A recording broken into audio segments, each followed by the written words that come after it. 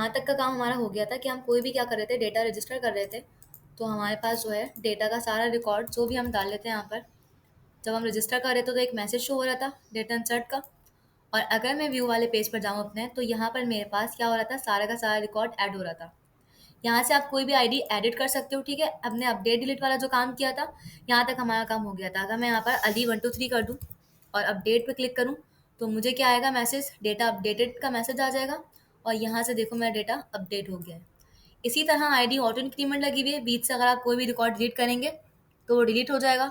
जैसे अब मैंने ये लास्ट वाली आईडी डिलीट करी, तो मेरे पास ये मुझसे पूछ रहा है, तो ये डेटा हमारा क्या हो गया, डिलीट हो गया। और वापस हम कहाँ पर आ गए, अपने व्यू वाले पेज पर।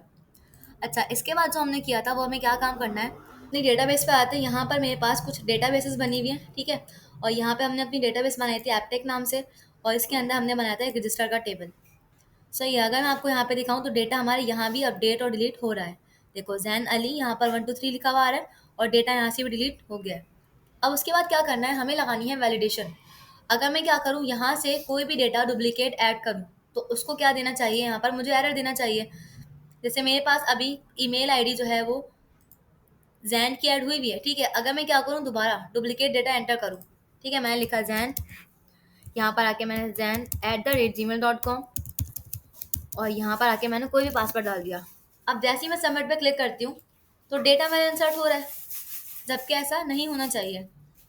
हमें क्या करना है, हम जब भी आपके पास कोई रजिस्ट्रेशन फॉर्म होता है, तो वहाँ पर क्या होता है कि आपने अगर एक ईमेल आईडी से रजिस्टर कर लिया है, तो दोबारा आप उस ईमेल आईडी से रजिस्टर नहीं कर सकते। तो यही वाली वैलिडेशन हमें यहाँ पर लगानी है कि अगर मेरी ऑलरेडी ईमेल आईडी एक बार रजिस्टर हो गई है हमारी, या यूज़र ने कोई एक ईमेल आईडी से रजिस्टर करवा लिया है, तो अगेन डुप्लीकेट ईमेल आईडी यहाँ पे एंटर नहीं कर सके।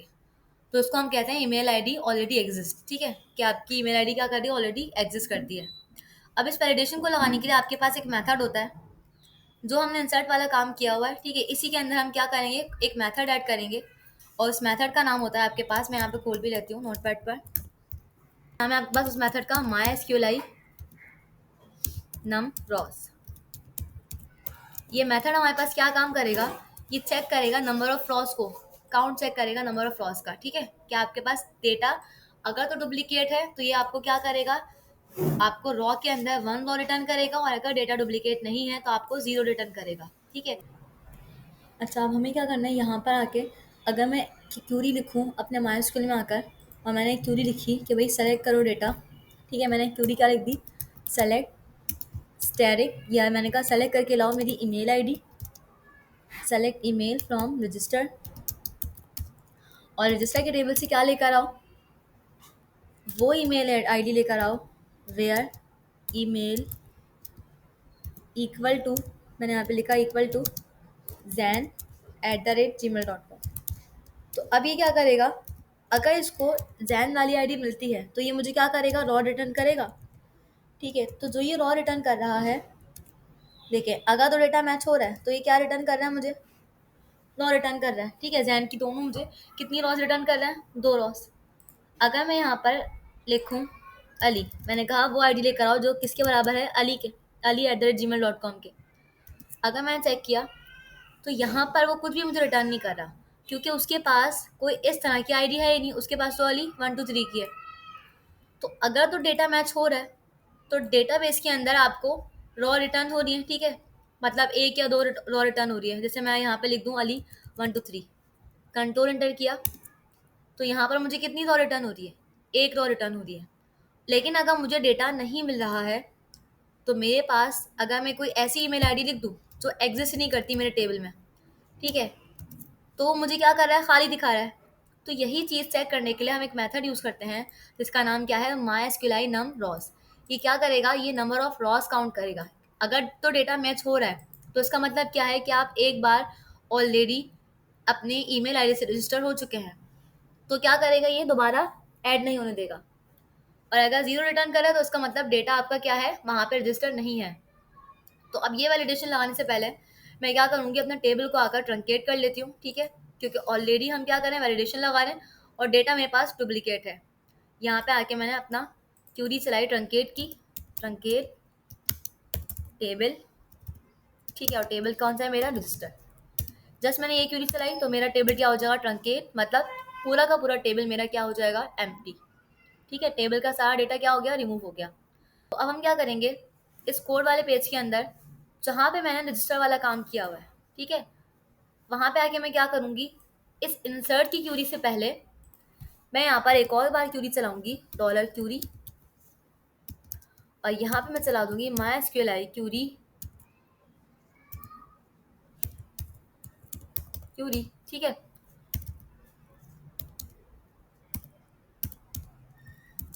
और यहाँ मैंने आके लिखा, सबसे पहले अपना कनेक्शन पास किया, कनेक्शन के बाद मैंने लिखा सेलेक्ट ईमेल। मैंने कहा क्या सेलेक्ट करके लेकर आओ, ईमेल, कहाँ से, फ्रॉम रजिस्टर। ठीक है, मैंने कहा डेटा सेलेक्ट करके लेकर आओ कहाँ से, रजिस्टर के टेबल से, और जहाँ पर वेयर ईमेल बराबर है किसके, वो ईमेल के जो यूज़र दे रहा है। ठीक है, मैंने क्या कहा कि भाई वो ईमेल आईडी सेलेक्ट करके लेकर आओ जहाँ पर जो मेरी ईमेल आईडी है किसके बराबर होनी चाहिए, जो मुझे कौन दे रहा है, यूज़र।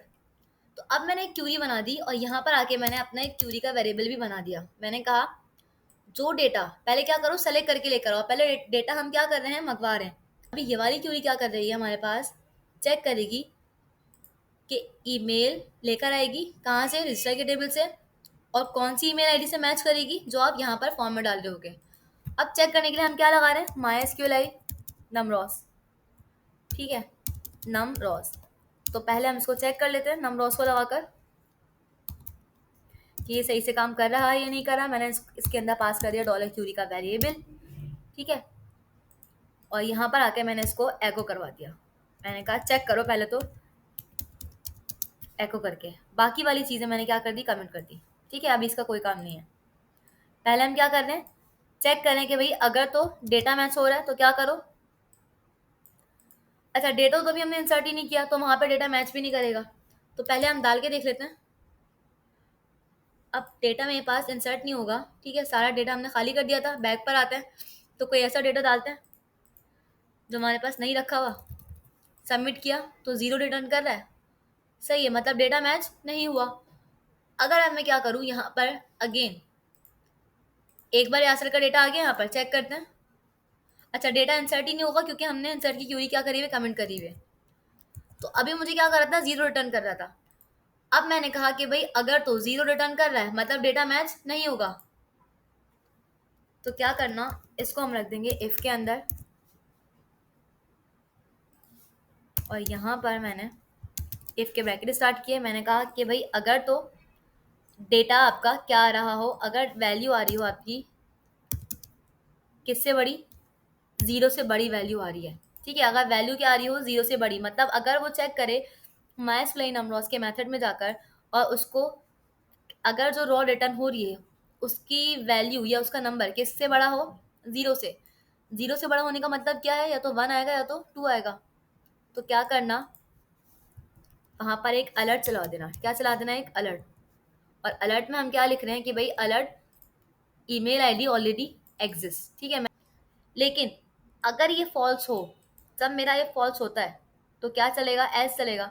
मतलब अगर उसको ज़ीरो से बड़ा कोई नंबर नहीं मिल रहा और ज़ीरो ही मिल रहा है, तो फिर क्या करना, फिर डेटा मेरा जाके इंसर्ट कर देना। ठीक है, तो इस पूरी वाली चीज़ को मैं रख दूंगी कहाँ पे, एल्स में। ठीक है, मैंने कहा एल्स, अगर तो डेटा मैच ना हो तो फिर क्या करना, इस पूरे डेटा को यहाँ पर आके मैंने अनकमेंट किया। एक सेकेंड में इसको अनकमेंट कर लेती हूँ। ठीक है, इस पूरे को भी उठाते हैं, इफ़ को यहाँ से कंट्रोल एक्स किया और यहाँ पर आके मैंने क्या कर दिया, पेस्ट कर दिया। ठीक है, मैंने कहा अगर तो डेटा मैच ना हो रहा हो तो फिर क्या कर देना, डेटा को इंसर्ट करवा देना। ठीक है, अब चलें चेक कर लेते हैं इसको। वापस आते हैं अपने पेज पर, यहाँ पर आया, रिफ्रेश किया, अब मैंने डेटा डाला, सबमिट किया, डेटा इंसर्ट हो रहा है। ठीक है, व्यू पे जाते हैं, एक डेटा आ गया। अब मैं क्या करूँ, अगर सेम नाम से यही वाली आईडी अगेन डालूँ, सही है, अगर मैं यही वाली ईमेल आईडी इसमें क्या करूँ, अगेन डालूँ। ठीक है, डेटा मैंने यहाँ पे रखा, सेम आईडी दे दी, पासवर्ड आपने चेंज कुछ भी कर दिया, अब सबमिट किया, तो मुझे ये क्या एरर दे रहा है, क्या मुझे ये अलर्ट दिखा रहा है कि आपकी ईमेल आईडी क्या करती है, ऑलरेडी एग्जिस्ट करती है। तो इस तरह से हम क्या कर सकते हैं, ईमेल आईडी पर वैलिडेशन लगा सकते हैं कि अगर कोई क्या करे, रजिस्टर करते वक्त सेम ईमेल आईडी से बार बार लॉगिन करे तो उसको क्या कर देना, एक अलर्ट शो कर देना। अगर देखें मैं ऐसा डेटा डालूं जो नहीं रखा हुआ, वो क्या करेगा, ये एक्सेप्ट कर लेगा। ठीक है, डेटा इंसर्ट का मैसेज आ गया और यहाँ पर हमारे पास डेटा इंसर्ट भी हो गया। तो ये हमारे पास थी email ID already exist, validation आप कैसे लगा सकते हो। सही है, डेटा हमारे पास यहाँ भी आ रहा है और अब कोई भी आप डुप्लीकेट डेटा यहाँ पर ऐड नहीं कर सकते।